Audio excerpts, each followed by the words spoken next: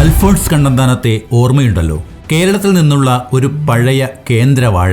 പണ്ട് സബ് കളക്ടറായിരിക്കെ വെറും 32 മിനിറ്റ് കൊണ്ട് പമ്പയിൽ നിന്ന് ശബരിമലയിലെത്തിയ ചീറ്റപ്പുലിയേക്കാൾ വേഗമുള്ള വാഴ. 2018 പ്രളയകാലത്ത് ശ്രദ്ധ പിടിച്ചുപറ്റാൻ ആശാൻ ഒരു വഴി കണ്ടു.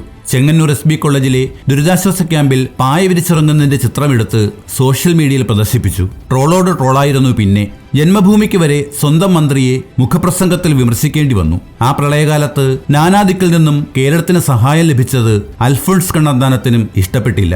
സംഘികളുടെ ആഞ്ഞുപിടിച്ച ആഹ്വാനമെന്നും ഒരു മനുഷ്യനും മൈൻഡ് ചെയ്യാത്ത സമയം. സംഘിയല്ലേ കേരളത്തിന് സഹായം പ്രവഹിക്കുന്നത് കണ്ട് കണ്ണന്താനത്തിനും മേലാകെ ചൊറിഞ്ഞു.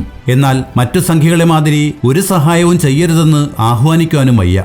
അങ്ങനെ ആലോചിച്ചു നിന്നപ്പോൾ അതിയാനൊരു ബുദ്ധി തോന്നി. പത്രക്കാരെ വിളിച്ചു. എന്നിട്ട് ഇങ്ങനെ പറഞ്ഞു: കേരളത്തിന് ഇനി പണമോ ഭക്ഷണമോ വസ്ത്രങ്ങളോ ഒന്നും ആവശ്യമില്ല. അതൊന്നും ആരും കൊടുക്കേണ്ട. വേണ്ടത് ഇലക്ട്രീഷ്യന്മാരെയും പ്ലംബർമാരെയുമാണ്. ആരെവിടെ വരട്ടെ. 10,000-കണക്കിന് പ്ലംബർമാരും ഇലക്ട്രീഷ്യന്മാരും എന്നായി കേന്ദ്ര സഹമന്ത്രിയുടെ ആഹ്വാനം. ആരെങ്കിലും ചെവിക്കൊണ്ടോ എന്ന് മാധ്യമങ്ങളൊന്നും റിപ്പോർട്ട് ചെയ്തില്ല. ഓരോരോ വാഴകൾ. വയനാടിനും നീതി നിഷേധിക്കപ്പെടുമ്പോൾ നാം അധിക്ഷേപത്തിന്റെ ഈ ഭൂതകാലം വീണ്ടും ഓർമ്മിക്കും.